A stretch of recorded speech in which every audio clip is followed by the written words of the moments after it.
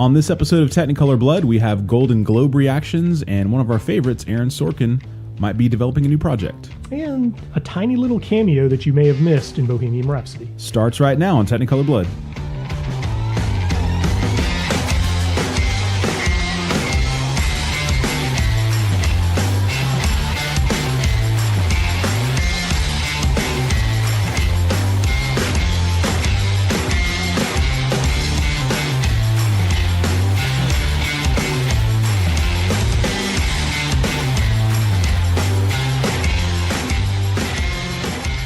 Technicolor Blood, we are back again.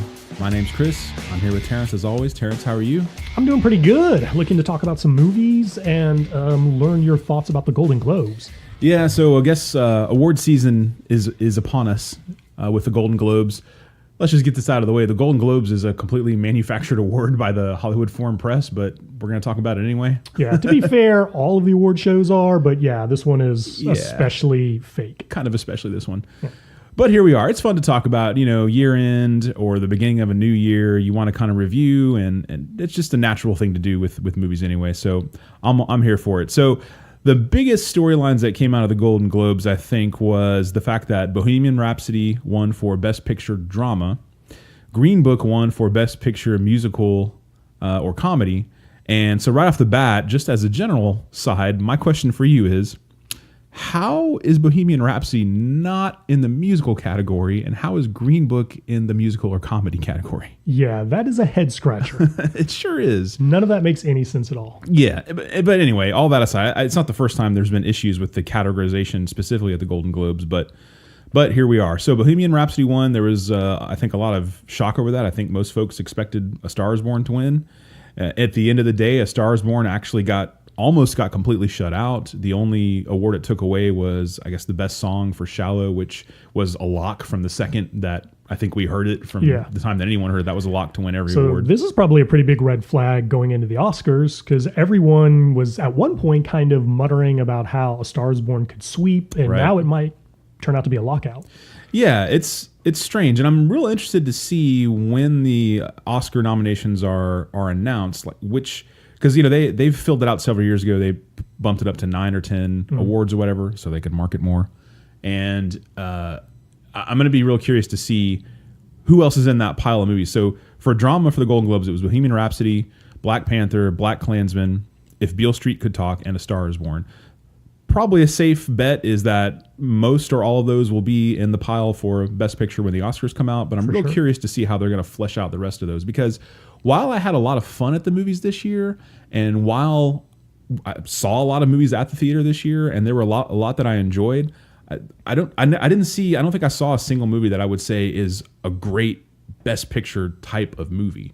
Well, I think we can probably assume that at least 3 of the movies nominated in the Golden Globes musical or comedy category are going to end up in the Best Picture category. Green Book will definitely show up there. Vice is probably going to get a nod, and maybe Crazy Rich Asians as well. Yeah, maybe. We're going to, I know that they like to put a lot of variant types of films in there with variant backgrounds, which is nothing but a good thing. Especially, if you've got 10 movies to choose from, you might as well vary it like that. Yeah, absolutely. I just don't think that this year there's a quote unquote great movie in the bunch, but I know you have to have the category and you have to have the award. Yeah. So I guess the biggest storyline was Bohemian Rhapsody scored sort of an upset. A Star Is Born almost shut out. You had Christian Bale winning for Best Actor. Thanking Satan. Thanking Satan for whatever reason. Yeah, he was up against Lin-Manuel Miranda for Mary Poppins, Viggo Mortensen for Green Book, Robert Redford for The Old Man and the Gun, and John C. Reilly for Stan and Ollie.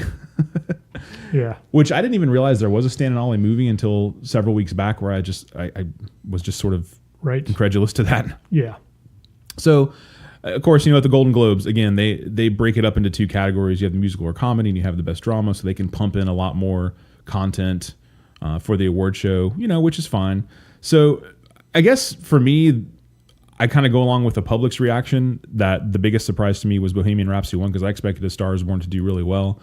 I would have liked to see, I'm glad that Rami Malek won for his performance as Freddie Mercury, but I really felt like John David Washington might have been sort of a sleeper to win Best Actor for his performance in BlacKkKlansman.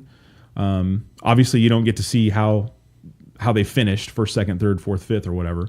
But I'm kind of hoping he might pull an upset if I'd wanted one in the group.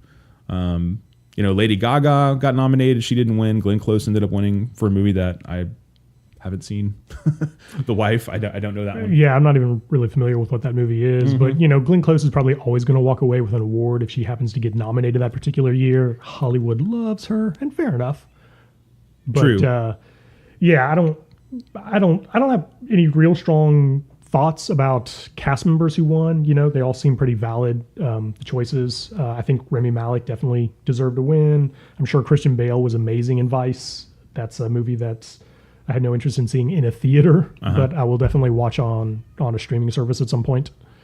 For sure, yeah. So I guess not to spend too much time on that because it's the Golden Globes and we have more awards upcoming still, so we don't have to spend a lot of time on it. But just to sort of dovetail into the next segment for the Oscars, speaking of awards, Kevin Hart officially shut down any speculation that he might actually go forward with coming back into the hosting the Oscars. Yeah. He's just finished with it. I respect that decision. Now, hopefully, we can stop talking about it. Well, the Oscars have now said that they might just move forward without a host at all, which seems like a bizarre decision to me. Yeah, and I did see a story that seemed kind of fun that the Academy might be trying to chase the cast of the Avengers among others to present some awards. So that could be kind of fun if they get the whole group of the Avengers together, and I'm sure they'll rag on each other. Anytime you got Robert Downey Jr. up there, he's going to be fun. He's going to say something funny. I'm sure he'll be entertaining. So, that could be something fun that comes out of this. If they could maybe pull that whole cast together, because they seem to get along pretty well. From the stuff I've read, they all get along pretty well on the set. They are pretty close knit when they're shooting. I mean, I guess the Oscars in the past have done like a hosting duo, and that already seemed like too much. So to have even more than two people as hosts, I don't know. Honestly, I don't care. I'm not going to watch it either way. So yeah, I mean, it's an award show. Yeah. At the end of the day, it's an award show. Yeah. All right. So, Terrence, you had a little bit of news for us about a current political hero who's sort of taken over the landscape here. Why don't you go into that a little bit for us? Yeah. So, for those of you out there who pay any attention to politics, you probably know who Alexandria Ocasio-Cortez is. She's a real young woman who recently won an election for a seat in Congress. In a stunning upset. Yeah, in a stunning upset. She's young, she's liberal, she's super, super vocal. Anyway, because she's young and liberal and super, super vocal, she received some criticism from a retired old crusty white man named Joe Lieberman. Typical. And her response to that criticism was a tweet. And the tweet was, and I quote, "To quote Alan Moore, none of you understand. I'm not locked up in here with you. You're locked up here with me." Which is, for those of you who don't know, a quote from The Watchmen, the comic book series that was adapted into a movie. That quote, of course, also shows up in the movie as well. It was written by Alan Moore. She credits him in the quote. But anyway, as you can imagine, when a politician quotes a comic book, Twitter goes crazy. All the kind of nerdy people loved it. All the young people loved it who get the fact that, she's quoting somebody they know instead of some old politician or whatever. It got her a lot of social media buzz. And since the quote shows up in a movie, I thought it was worth mentioning. I thought it was kind of interesting because to me, it seems like she's even maybe a little bit young to even be referencing Watchmen. So I was kind of impressed by that, to tell you the truth. Yeah. And I mean, for those of you who maybe don't understand the context of it, she's new to Congress. She's kind of a rabble rouser, and some of the old guard is, making noise that they just want her to quiet down and do what young people do, which is just, obey the seniors. And the quote that she delivers is a moment where a character named Rorschach, who's a superhero in the Watchmen comic book universe, ends up going to prison and realizes that a lot of the people in prison with him are people he put there. Right. And so they're expecting him to be intimidated and scared because he's suddenly trapped by people who really, really want to hurt him bad. And he delivers that line to make clear, oh, no. I'm not trapped in here with you. Yeah. You're trapped in here with me. Yeah, and I guess just as a little side note, as far as I know, there's still a Watchmen TV series at HBO under development, which I feel like now, okay, I'm not trying to fall back into old habits. Zack Snyder did the Watchmen movie, It's actually not one of my more hated Zack Snyder movies. As far as as far as how that scale goes, but I feel like The Watchmen could maybe be adapted a little bit better in a TV series, especially with the skilled filmmakers they have at HBO. Not to go too deep down that rabbit hole, but I would be there for that if they ended up going that way. Well, we'll see.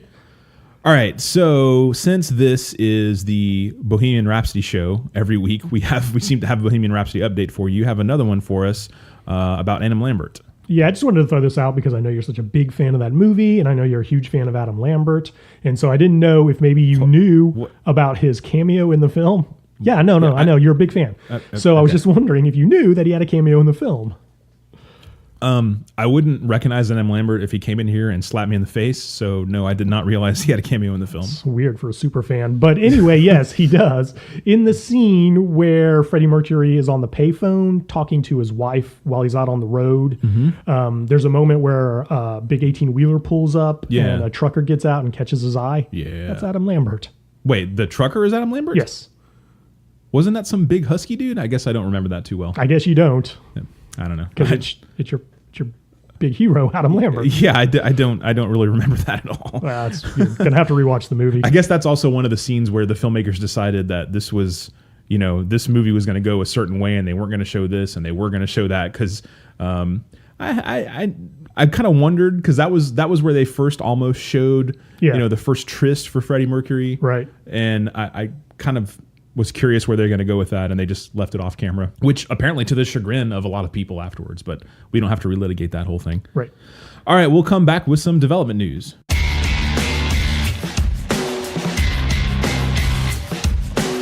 Let's jump into some development news. So, Terrence, why don't you explain to the wonderful listeners out there what's going on with Star Trek 4? We've kicked this around a little bit. Financial issues, trying to get the guys to come on board, all this stuff has happened. So apparently it's been shelved. Why don't you hit us up with some news on that? Well, I don't know really that there's too much to dive into here other than Paramount has decided to just permanently cancel plans to make a Star Trek 4. That would be the new Star Trek cast with Chris Pine as Captain Kirk. And basically, it boils down to the previous Star Trek film, Star Trek Beyond, which was number 3 in that series, ended up just basically breaking even for Paramount. And I don't think, and wisely so, that they see a lot of room to move forward. At the time that Star Trek came out, in 2009, there was kind of a lull. Like, the new Star Wars movies hadn't started yet. The Marvel universe wasn't really the juggernaut that it's become now. So there was just an opening for a fun action movie. So J.J. Abrams came along, he took Star Trek and he said, I'm just going to make a Star Wars movie using the Star Trek cast.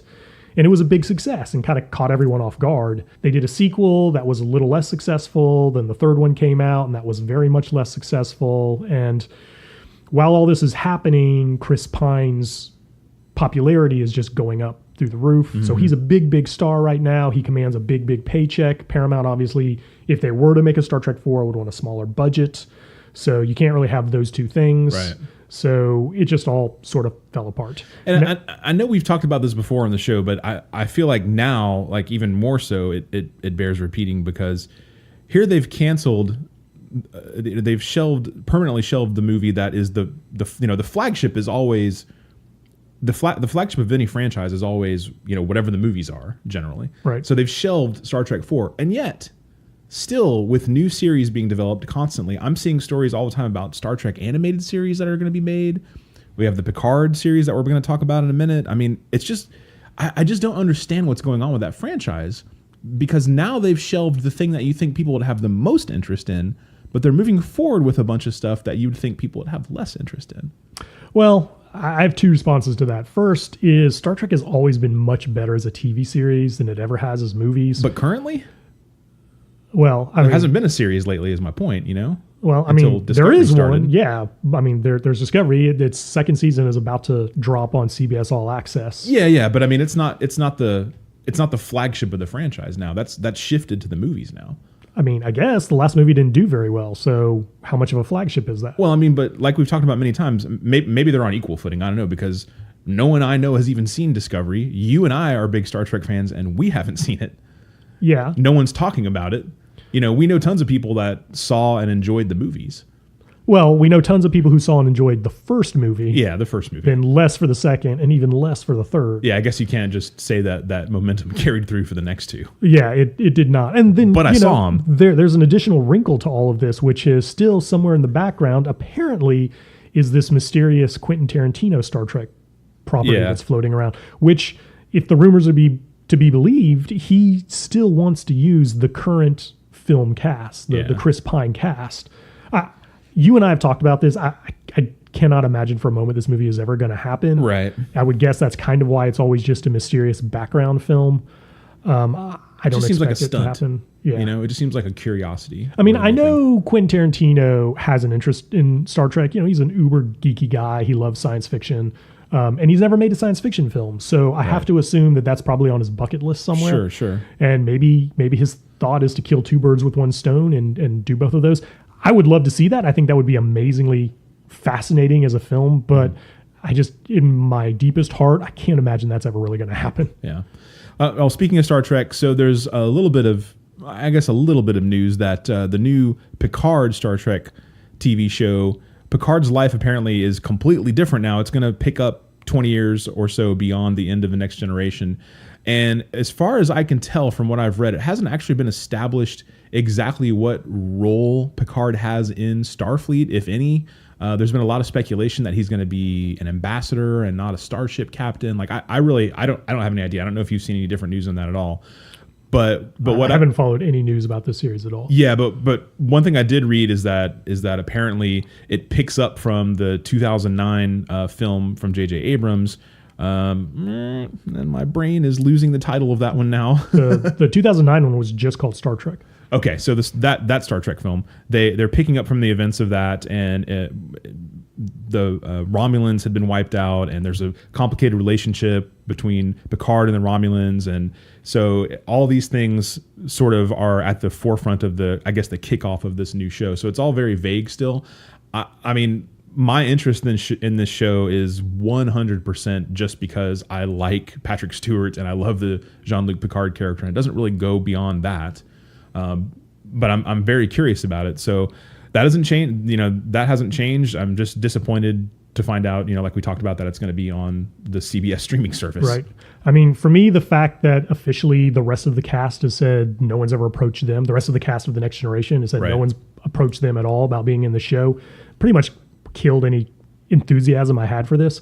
So it's just mild curiosity on my part just to see how they try to bring his character back. Yeah. But I mean, The Next Generation, just like all of the Star Trek series, they were all ensemble shows. Right. So just bringing Picard back as, the one returning character and putting an entirely new cast around him, I don't think that's going to work for Paramount the way they're hoping that's going to work for him. And it's being, the showrunner is Alex Kurtzman, who has demonstrated that he's not really that good. So I'm not excited about that involvement either. Why don't you provide a little context for that for the folks who aren't big Star Trek fans? Well, so Alex Kurtzman was one of the two screenwriters on J.J. Abrams' Star Trek films. And when J.J. sort of walked away and was like, I'm not interested in this, Alex Kurtzman stepped up to be, the guy in charge. And that's how we ended up with the two weaker sequels. Right, yeah. Now, J.J. did come back and direct the second one, but as I understand it, Kurtzman was kind of, the executive in charge of getting that movie made. Okay, well, as far as jumping into something completely unrelated, different, I saw this story yesterday. Apparently, they're going to make a Coming to America 2 with Eddie Murphy, and this honestly would not even hit my radar for this show. It's going to be directed apparently by Craig Brewer, who did Hustle and Flow several years ago, a handful of other movies. But so the story for me is not really they're making Coming to America 2. I mean, the first one's a classic. I love it. It's one of those great 80s comedies. No reason for a sequel, of course. But the thing I'm curious to see with this is that Eddie Murphy said some pretty controversial things in his stand-up many years ago. And I'm not calling him out for it. I'm just curious to see how the rest of Hollywood and everyone else reacts, since they've been bringing up old issues with other comedians. Will they do the same with Eddie Murphy? Back in the 80s when people thought that AIDS was a gay disease, Eddie Murphy did entire routines based on that. He used a lot of insensitive terms to describe gay people in his stand-up routine. And I'm not even saying that he should be vilified for that. I'm just saying, is he going to be held to the same standard as some of these other folks who've had old tweets and stand-up routines and thoughts come up to the surface, and when is that going to hit? Because I guarantee you, like, they had to search for Kevin Hart's stuff. They had to search for some of these other folks who've had problems with this. Everyone knows those old routines with Eddie Murphy because everyone's seen Raw. Everyone's seen all those famous stand-up routines where he's just constantly talking about stuff like that. So do you know, has Eddie Murphy ever addressed this? Like, has he previously apologized and cleaned up the situation? Because I don't think so. Okay. I don't know that for a fact, but he's had his own legal troubles where I want to say, man, I hate to speculate about something that someone got in legal trouble for, but he got busted several years back for, I think it was like soliciting prostitutes. Yeah, that's correct. In a car, and it might have been like a transgender prostitute or something. It was some weird thing like that. I always get his prostitute and Hugh Grant's prostitute mixed up, so I can't remember which one was transgender and which one was not. Right. So, I guess I'm just curious to see if this ends up whipping people into a frenzy, like some of these other stories have whipped people up into a frenzy.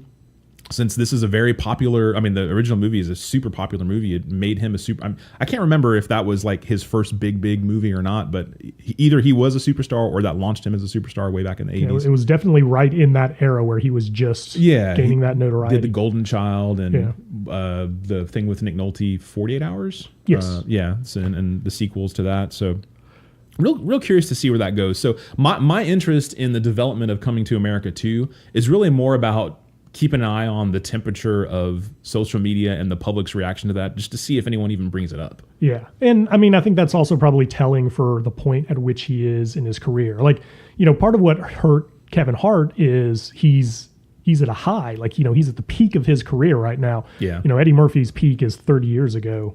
So, right. Who knows if people care? I don't know. It'll be interesting to see, I guess. And just as a side topic, we've talked about the Kevin Hart situation several times. I know last week or maybe the week before, I threw out there that, hey, in January, Kevin Hart has a movie coming out, and we'll see if that has any effect.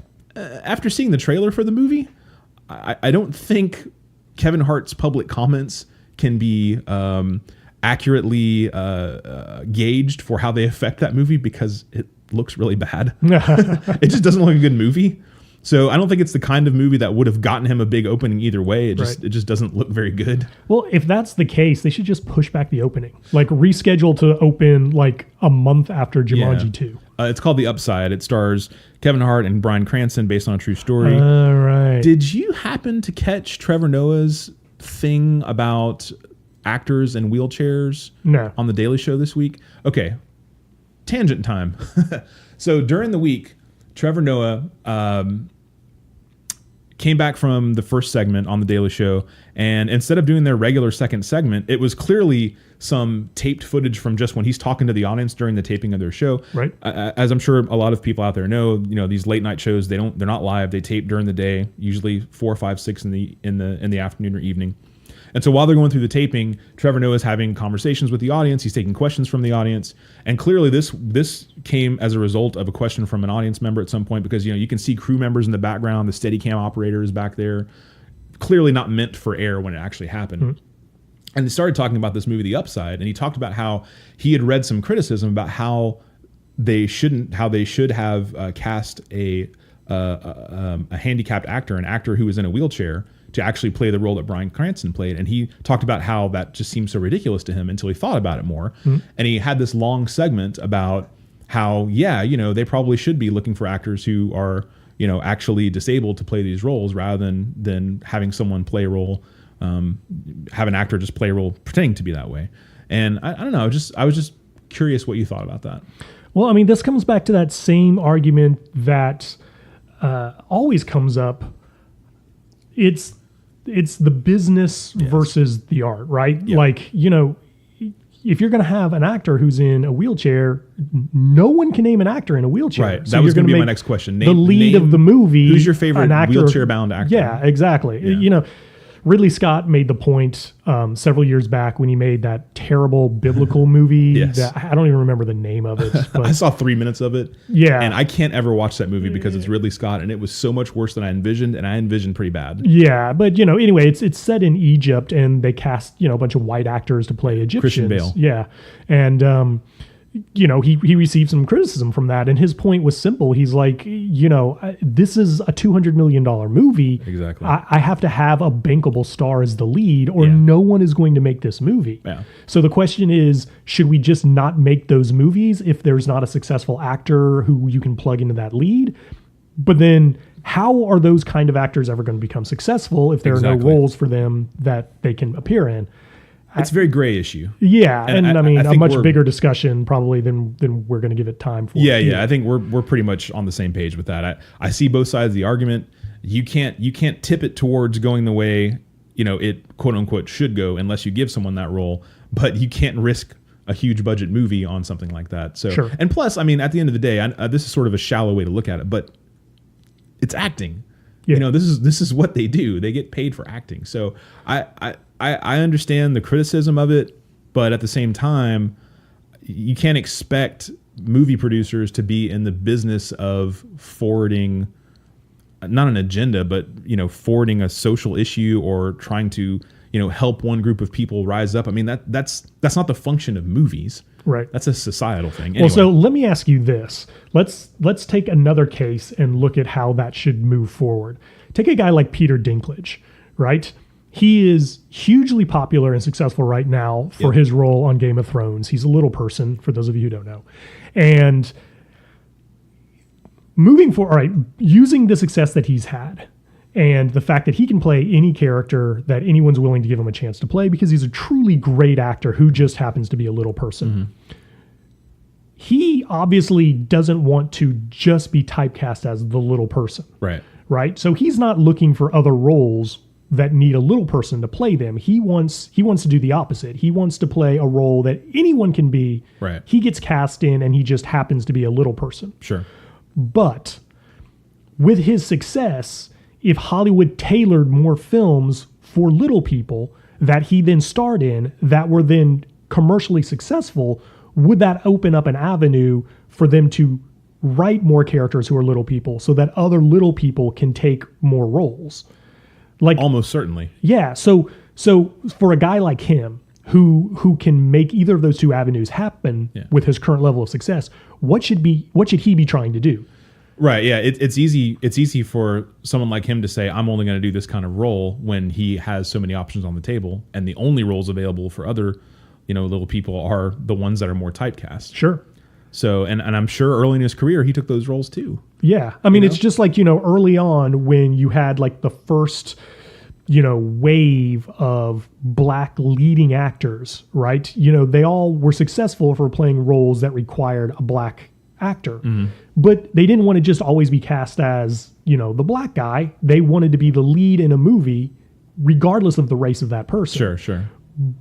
But, moving forward, being successful as the black actor playing the black character caused Hollywood to write more and more roles specifically for black actors. Yeah.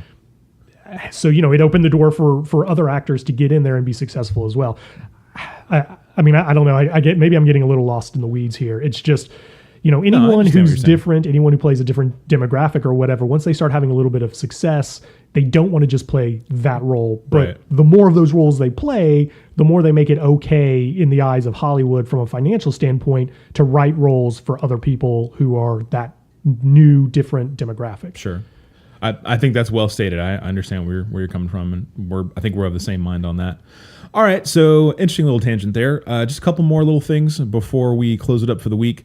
So one of our favorites, at least of the past, Aaron Sorkin, The West Wing. Was it Newsnight? Was it? I can never remember. Newsweek. Maybe it was Newsnight. Yeah. The Jeff Daniels show on HBO, and several others over the years. He apparently wants to do a sequel to The Social Network. He wrote The Social Network. Did he direct The Social Network also? I don't think so. I don't think he did. But was anyway, that David Fincher joint? There you go. David Fincher directed. Sorkin wrote it. So Sorkin apparently wants to do a sequel to The Social Network. I wasn't a huge fan of The Social Network, the movie. No. Casting was rough. Yeah, I agree. But at the same time, I'm always interested to see, to check out, or at least give a chance to any project that Aaron Sorkin does. This one, based on the merits of the first movie, I have no interest in. But based on all the interesting sort of things that have happened with Facebook since the origin story of Facebook. I mean, it's become this, it's part of almost everyone's lives, not just in the US, but in the world. It's become such a massive force. It's an ever-present thing. It's constantly in the news. They've gotten in a lot of trouble in the last couple of years. So I actually think that it could be a pretty interesting story and kind of in Sorkin's wheelhouse a little bit, because it plays to the politics. You know, it plays to big money and Wall Street and big, you know, in technology and all that. I feel like that could actually be pretty interesting. I just didn't like the first movie enough to really care about seeing the second one. So I think if the second one does happen, I'll probably see it, but it won't actually have anything to do with me liking the first one. Right. Well, I mean, unless they recast Zuckerberg for the second one, I'm out. Jesse Eisenberg, unless because famously I always get him mixed up with Michael Cera, but I'm very confident in saying that this was Jesse Eisenberg. Yeah, I mix those two guys up all the time as well. AKA Lex Luthor. Yeah, the current Lex Luthor in the DC movies. But enough about that. All right, Terrence, why don't you take us home with one more story here? Okay, so the last one is a little inside baseball for what we usually talk about. But, okay, so the previous CEO for Pixar Films is a guy named John Lasseter. And he ran Pixar for 2 decades, basically since the beginning. He ran Pixar when Pixar was an independent company, and then he ran Pixar after Disney acquired Pixar. He was a guy who was forced out as the CEO of Pixar because of sexual harassment accusations. He was accused by many female employees of unwarranted touching and kissing, and was forced out of his position. Anyway, just recently, Skydance Animation, which is a competing CG animation company, they went ahead and they hired him to be the CEO of the company. I bring it up because it sort of illustrates, I think, 2 things. And that is how small a community of Hollywood is, right? You know, it's hard to get a really, really talented CEO. And when you look at a guy who took Pixar from being just one of several competing CG companies to being the juggernaut that it is, rightly so, for making really, really quality films. And he's suddenly on the market, and you're a company that's trying to compete with a company that he made. It makes a lot of sense from a business standpoint to bring this guy in. But along with that has come a lot of heat internally from Skydance Animation. Sure. The current CEO of Skydance is a guy named David Ellison, and he's just taking it on the chin for this hire. And John Lasseter wouldn't be the CEO, but he would run the actual company, and David Ellison would continue to be the CEO. But anyway, he's had several big meetings with the employees at his company, and I mean, it's not gone over well. He's had to defend that decision again and again, and again, some pretty heated, you know, he's got that emotion. He's got that Harvey Weinstein stank on him, basically. Yeah, he really does. I mean, I don't know.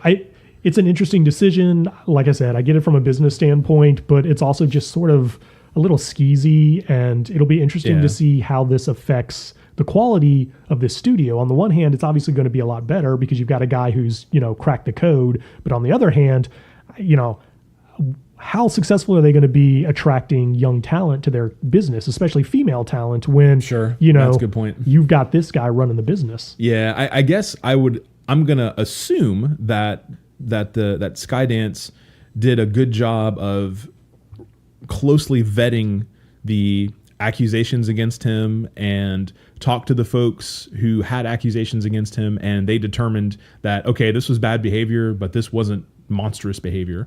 And I know it's not up to them to decide which is which, but I can only assume they must have gotten some feedback from people who are actually involved with this and made the decision that, okay, we can weather the social media storm, we can weather the PR hit that's going to come from this, because eventually it's going to lead to great success for us based on his acumen in the past.